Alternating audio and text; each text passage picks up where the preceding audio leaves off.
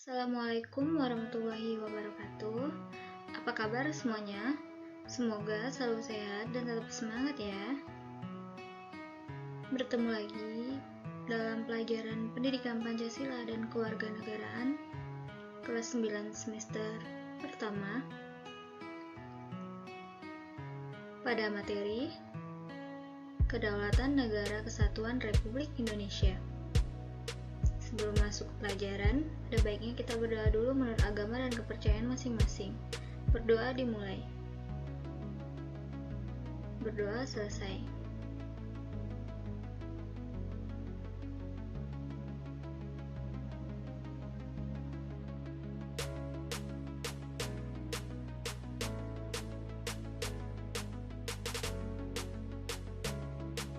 Adapun kompetensi dasar dari materi ini adalah 1.3.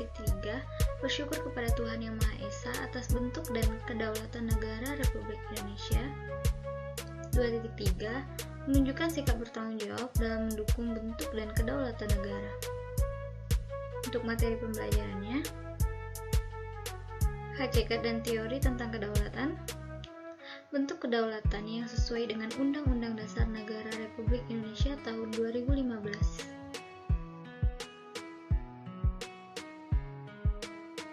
Hakikat dan teori kedaulatan. Indonesia merupakan negara berdaulat. Kedaulatan merupakan konsekuensi logis dari kemerdekaan. Jadi, sebuah negara akan memiliki kedaulatan begitu meraih kemerdekaan. Dengan kedaulatan yang dimiliki sebuah negara bebas menentukan nasib sendiri dan bebas mengambil keputusan politik lainnya. Begitu juga dengan negara Indonesia. Bagaimanakah hakikat kedaulatan? Apa saja teori-teori kedaulatan? Pelajari materi berikut dengan seksama.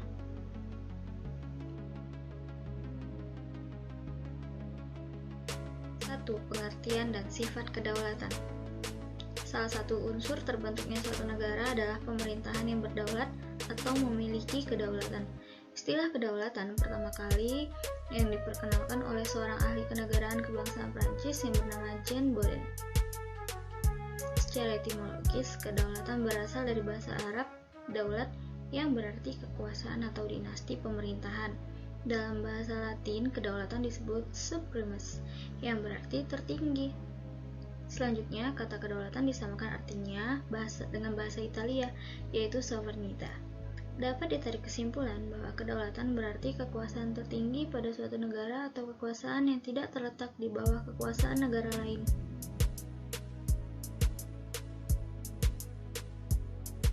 Secara umum, kedaulatan negara bersifat asli, tertinggi, dan tidak dapat dibagi-bagi.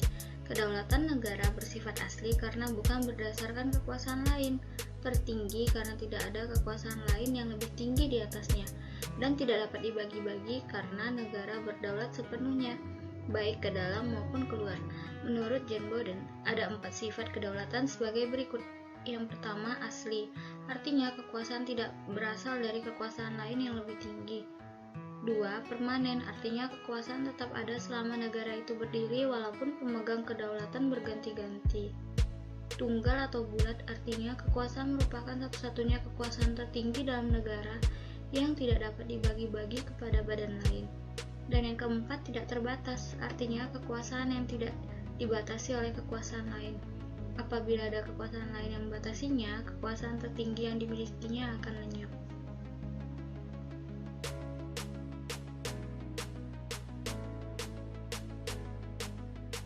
Kamu telah memahami bahwa kedaulatan berarti kekuasaan tertinggi pada suatu negara. Memiliki kekuasaan tertinggi berarti negara harus dapat menentukan kehendak sendiri dan mampu melaksanakannya. Kehendak negara tersebut dapat diwujudkan dalam bentuk hukum. Kemampuan untuk melaksanakan sistem hukum dapat dilakukan dengan berbagai cara, termasuk melalui paksaan. Oleh karena itu, dalam kedaulatan terkandung makna kekuatan. Kedaulatan berdasarkan kekuatan berlakunya terdiri atas kedaulatan ke dalam dan kedaulatan keluar. Kedaulatan ke dalam dan kedaulatan keluar dapat diuraikan sebagai berikut. Pertama, kedaulatan ke dalam yaitu negara berhak mengatur segala kepentingan rakyat melalui berbagai lembaga negara dan perangkat lainnya tanpa campur tangan negara lain. Yang kedua, kedaulatan keluar, yaitu negara berhak mengadakan hubungan atau kerjasama dengan negara-negara lain untuk kepentingan bangsa dan negara. 2. Teori-teori kedaulatan. Sumber kekuasaan tertinggi atau kedaulatan ada dua aliran, yaitu aliran teokrasi dan aliran hukum alam. Menurut aliran teokrasi, sumber kekuasaan adalah dari Tuhan. Penganut aliran atau paham ini antara lain Agustinus dan Thomas Aquinas. Adapun menurut aliran hukum alam, sumber kekuasaan adalah berasal dari rakyat yang diserahkan kepada penguasa atau raja melalui perjanjian sosial. Pelopornya adalah J.J. Rousseau dan Thomas Hobbes. Berdasarkan kedua aliran tersebut, kedaulatan terbagi menjadi beberapa teori sebagai berikut.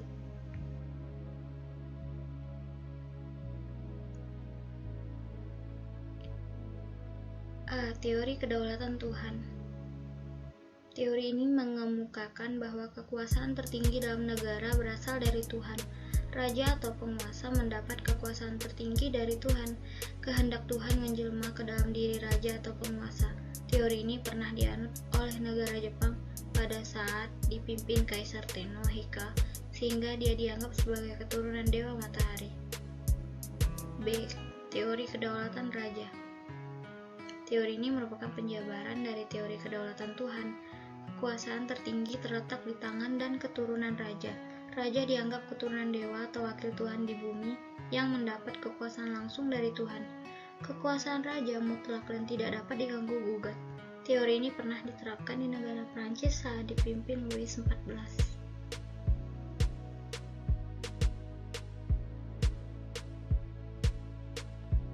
C. Teori kedaulatan negara. Teori ini mengemukakan bahwa kekuasaan tertinggi terletak pada negara.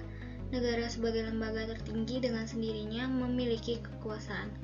Kedaulatan negara muncul dengan berdirinya suatu negara.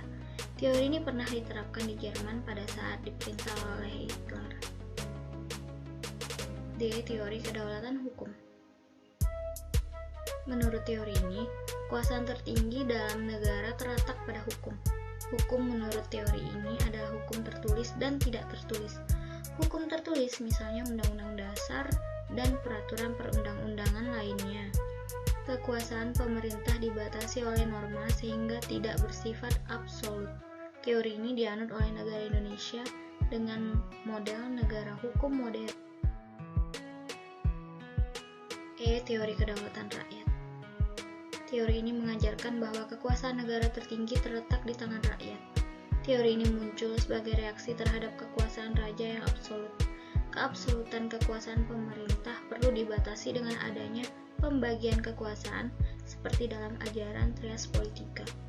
Ajaran itu menganjurkan agar kekuasaan pemerintahan negara dipisahkan menjadi 3 lembaga, yaitu legislatif, eksekutif, dan yudikatif.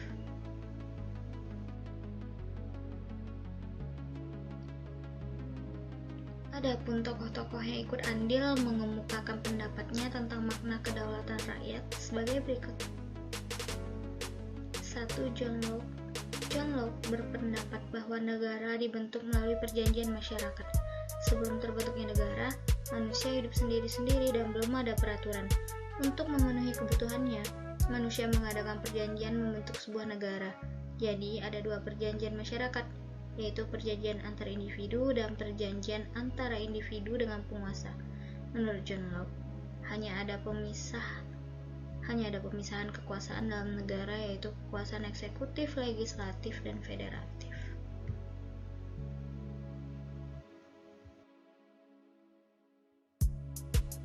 Selain itu, John Locke mengajarkan asas-asas terbentuknya negara seperti berikut. Yang pertama, Pactum Unionis, yaitu perjanjian antar individu untuk membentuk negara. Dan yang kedua, Pactum Subjectionis, yaitu perjanjian antar individu dengan negara yang dibentuk tersebut. Artinya individu memberikan mandat kepada negara atau pemerintah selama pemerintah berdasarkan konstitusi atau undang-undang negara.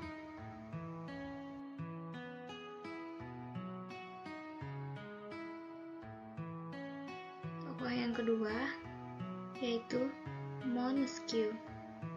Menurut Montesquieu, kekuasaan harus dipisahkan menjadi kekuasaan eksekutif, kekuasaan legislatif, dan kekuasaan yudikatif. Menurut Montesquieu, ketiga jenis kekuasaan itu harus dipisah satu sama lain. Berarti lembaga negara yang lain tidak boleh ikut campur dalam urusan lembaga negara lain. Tokoh yang ketiga yaitu J.J. Rousseau. J.J. Rousseau menganut teori perjanjian masyarakat dan dianggap sebagai bapak teori kedaulatan rakyat. Menurutnya, negara dibentuk oleh kemauan rakyat. Kemauan rakyat untuk membentuk sebuah negara ini disebut kontrak sosial. Individu secara sukarela dan bebas membuat perjanjian untuk membentuk sebuah negara berdasarkan kepentingan mereka. Negara sebagai organisasi berkewajiban mewujudkan cita-cita atau kemauan rakyat yang kemudian dituangkan dalam bentuk kontrak sosial yang berwujud konstitusi negara. J.J. Rousseau juga menemukan adanya kebebasan dan persamaan.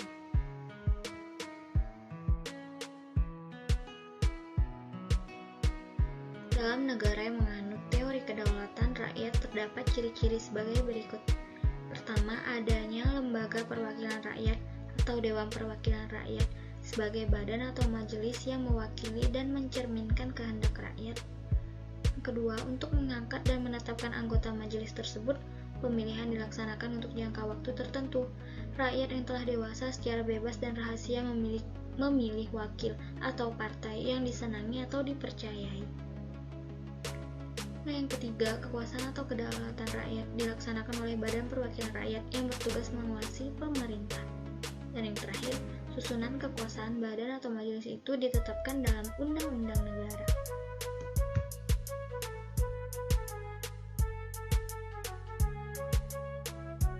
Tokoh keempat yang ikut andil mengemukakan pendapatnya tentang makna kedaulatan rakyat yaitu Johannes Althusius. Menurut Johannes Althusius, perjanjian masyarakat ialah perjanjian penundukan yang bersifat bertingkat. Artinya, dalam perjanjian itu orang-orang menyerahkan kekuasaan kepada kesatuannya, yaitu rakyat. Dengan demikian, setiap susunan pergaulan hidup manusia terjadi dari perjanjian masyarakat yang tunduk kepada kekuasaan dan rakyat yang memilih pemegang kekuasaan itu.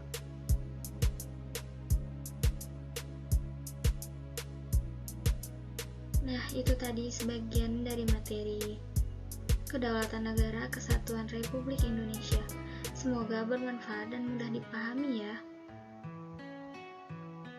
Selamat belajar, selalu jaga kesehatan dengan sering mencuci tangan, perbanyak minum air putih, dan mengkonsumsi suplemen. Dan selalu menggunakan masker ketika keluar rumah ya. Jangan lupa like video ini, komen positif, dan subscribe channel YouTube SMP Negeri 3 Kota Singkawang. Sampai bertemu lagi di video materi selanjutnya. Wassalamualaikum warahmatullahi wabarakatuh.